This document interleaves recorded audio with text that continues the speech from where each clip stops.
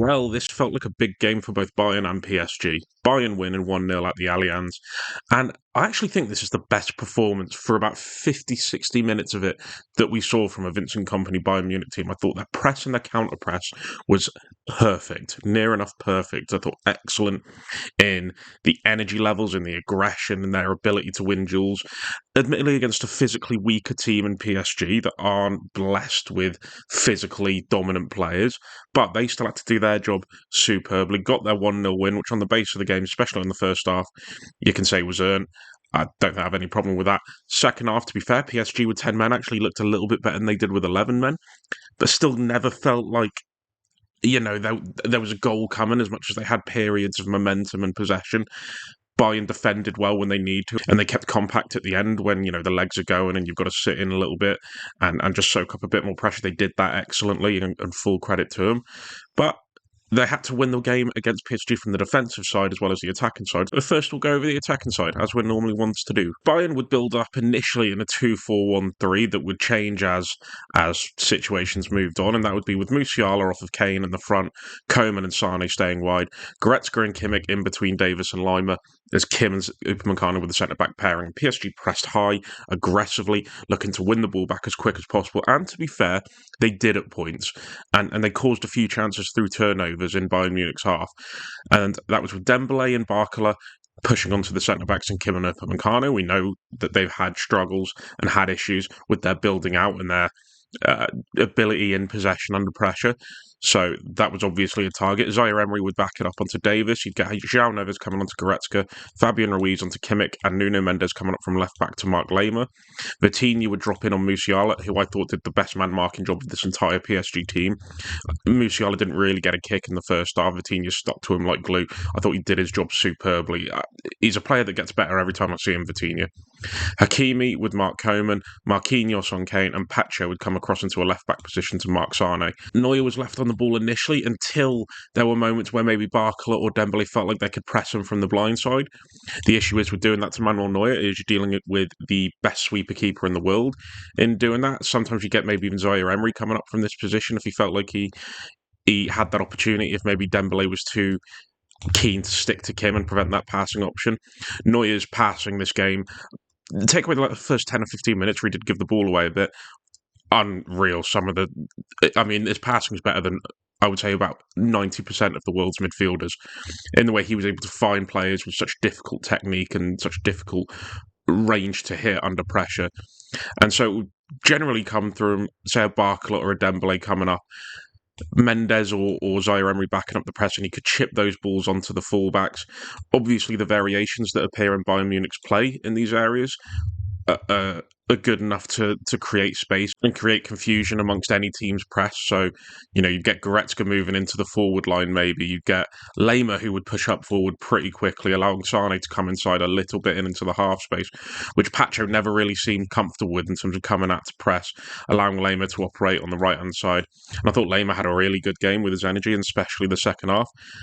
And maybe Goretzka could drop in if he did that and have Upamecano come in centrally to allow Kimmich to push over into a right-back position. So there was variations. There was other ways they try and manipulate space around. Musiala could come in a little bit deeper as Sane operated in the 10 position, obviously tracked by Vitinha, who, as I said, did a really good job. Kane, on occasion, could even drop deep. So we know they're flexible, we know they're fluid, we know there's so many variations in the positions, and it did catch PSG out because those movements, those variations can kill you. So let's just say Goretzka getting a yard away from Neves into this area would then maybe cause Fabian Ruiz to jump from his marker. That pass could then be found to Kimmich, who becomes the free man. And the issue is when you press high and you press so aggressively against a team so fluid, all it takes is one dominator fall and the rest just come around with it. And as a result, Bayern Munich could play out pretty easily at points, and PSG just struggled to keep up with them man for man. Also, they had the direct option on, which was Koeman up against Hakimi, who had a really good battle with the long ball from deep. Neuer finding it up to Koeman, who could then engage in a one-to-one race with Hakimi, both amazingly quick players. I thought, again, 50-50 on who won it. I'd say Koeman got the more decisive wins, but Hakimi battled him well. Really interesting battle on that left-hand side, one that, you're just blessed with two players that are at it on their best in that game. Also, Kane, I thought, did a fantastic job of getting on the ball in deeper areas to just provide little one-touch passing to the players around him, or to just get on the ball, turn and slip passes through. It's very underrated, some of the work that Kane does sometimes. He had the beating of Marquinhos all game with his aggression, with his back-to-goal play, and just a slight little pass around the corner, giving it to Sane, who all of a sudden had space that he could link up with Lema. And their interplay on the right-hand side, fought Bayern and time again with Lema rushing on. And to be fair, Mendes did track him well. He got more space in the second half when marking positions changed. Davis wouldn't typically come up as high in the left-hand side because I think it was to try and create as much space between Hakimi and Zaire Emery to Coman. To be fair, the start of the second half, they did bring changes to the Bayern attacking phase, so if I just sort this out a little bit quickly. The change from PSG's pressing structure in the second half came, I think, to try and get a bit more balance in the defensive areas, because Sane was pulling off of Pacho a lot more, getting the ball in these areas and able to run into the centre and create from there. Again, losing his marker, just those quick little changes of play. So it would be with Mendes dropping back into Sane, who athletically could keep up with Sane better than Pacho could. Pacho moving across to Kane, Marquinhos across to Musiala, allowing Vitinha to join the attack, Fabian Ruiz coming out to Lema, Neves coming across to Kimmich, and Vitinha moving up. Fabian couldn't keep up with Lema anywhere near as much, and that was where Lema started getting more openings. It did improve PSG slightly in terms of the whole unit. Who knows how that could have gone if it wasn't for Dembele's stupid red card. By the way, anyone that was watching TNT, Don Hutchinson sounded like someone on Twitter. The way he was just consistently going for the referees, I thought it bordered on unprofessional at points. I thought it was mental listening to him. Just every time a challenge happened, he'd just go, well, "That's not a yellow card. How's that not a yellow card? How's that not a yellow?" Like, I didn't see anything wrong with the Dembele's second yellow. It was weird that he stopped the advantage, but I didn't think there was anything wrong with the second yellow for Dembele. It was mental listening to Don. Analyse the game for a second, mate, you weapon. For Bayern, it was familiar when they had PSG pushed back in the 3-1-6 with the wide overloads of Kane, Sane and Lema on the one side, Davis, Coman and Musiala on the other. PSG again still kept up that man marking, so you'd sometimes see Vitinha in the defensive line if he was tracking Musiala that way. Again, did a fantastic job. Zaire Emery could end up there if he was tracking Davis all the way back. And again, Bayern's just quick play, just their quick little movements away from markers, causing other players to jump, was excellent. Kane being at the forefront, I feel like, of everything in this attacking space, just getting on the ball, linking up and just finding those little passes to players who were making runs into space. And, you know, it was really quality one-touch play. You've got to give PSG credit. They went for it with their man marking and their high press, but they just lacked discipline, they lacked concentration, and they showed a bit of what they are, which is a bit of youthful ignorance to maybe some of the roles, and just those split-second losses of concentration, they can kill you against a team as good as Bayern Munich in the attack. And so as a result, Bayern were able to dominate in these areas with their one-touch play, with the overloads they had in central areas, getting shots away that Sofanov pulled off a number of good saves to prevent the scoreline from becoming even higher for PSG. Set piece was one which he didn't deal with well enough at all, and it resulted in Kim getting the only goal of the game. But Bayern's overload, PSG's just lack of concentration in certain areas, and the game was won.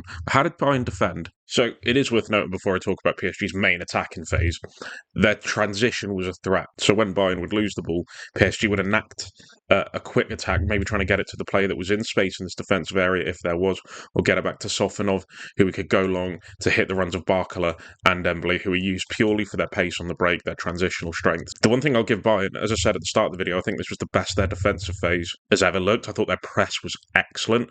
Their counter press especially, I thought was brilliant. They won the ball back and forced turnovers quite a lot, forcing the ball back to Sofanov, whose distribution wasn't the best, and he would end up going long and forcing turnovers to keep Bayern in sustained periods of pressure in that first half. But they would build up in, I'd say, quite a weird formation. Hakimi would make it a back three with Marquinhos and Pacho, and then Vitinha, Neves and Fabian would sit sort of in front of that defensive three, with Zaire Emery moving off to the right-hand side, allowing Barcola to come in. And Nuno Mendes basically played as a striker at points, weirdly, playing really high in the left half space as Barcola maintained the width on the left-hand side. And it was really, really central, really narrow, really compact. And as a result, it made life easier for Bayern to press them high, which we know is their game plan. They're never going to do anything else but press high and press man-to-man. But if you look at this on this right side of the screen, it made it so much easier because the gaps between players weren't great at all. And so it just made it easier for Bayern to press. And where PSG had the issue of losing a marker and then another player reacted, there's space for them to have to travel. That wasn't the case. So let's just say if Neves did manage to get free of Goretzka in this position and Musiala had to come across, he could do it easily. There wasn't much room for him to travel over. And as a result, Kane could drop in on Vitinha. So when they needed to react and respond to a free man, there was very little space for him to do so. And the positions of João Neves and Fabian made it hard for him to get on the ball at points. And it just became a mess. As I say, Bayern won the ball back high, forced turnovers frequently, and as a result, PSG were just then having to go back to Safanov and go long. Really, real lack of structure from PSG. It felt like they were just trying to overload those centre areas. Zaire Emery wasn't in the game at all. Davis would follow him into these areas, but again, no real dice in getting on the ball and creating. But the few times they managed to force Bayern back, this is how it would look. Bayern still pressing high, even in these deeper phases, or pressing aggressively rather, just to try and prevent PSG from getting on the ball. PSG's shape, again, questionable, with Hakimi and Barcola supplying the width high. Mendes, as I say, playing centrally, playing as a high-level attacker.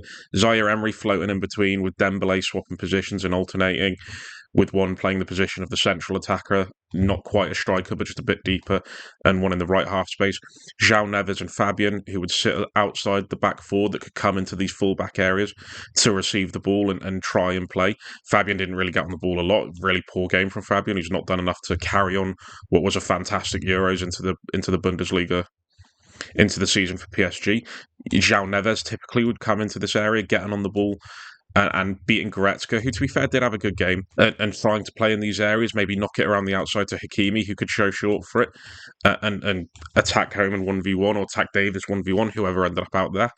So, again, another good battle on this side. Vitinha could maybe even drop into this area, allowing Marquinhos and Pacho to spread a bit. Fabian and Neves could come in a lot more centrally. And to be fair, I thought Vitinha was PSG's best player by a mile. I thought his ability to break out of situations, whether that be in the centre or if he came over to the right-hand side, to quickly switch the play to a player in space, I thought was excellent. He held off well, played with his back to goal superbly, resisted the press and used his passing to really, really hurt Bayern, who, again, sat deep and did a really good job of still pressing aggressively but maintaining space, was protected in between their defensive and midfield lines. And the few times they would look to hit in transition, they had Manuel Neuer, who would break up through from that goalkeeping area to sweep up past the centre-backs at points. He had an absolutely unbelievable game. 38 years old, Manuel Neuer, still plays like he's 23, and just claimed everything, rushing out into these areas. There was a gap between the defensive. I probably should have covered that in the more build-up stage. I may have forgot to do that. Don't judge me for it, but just worth noting that Manuel Neuer,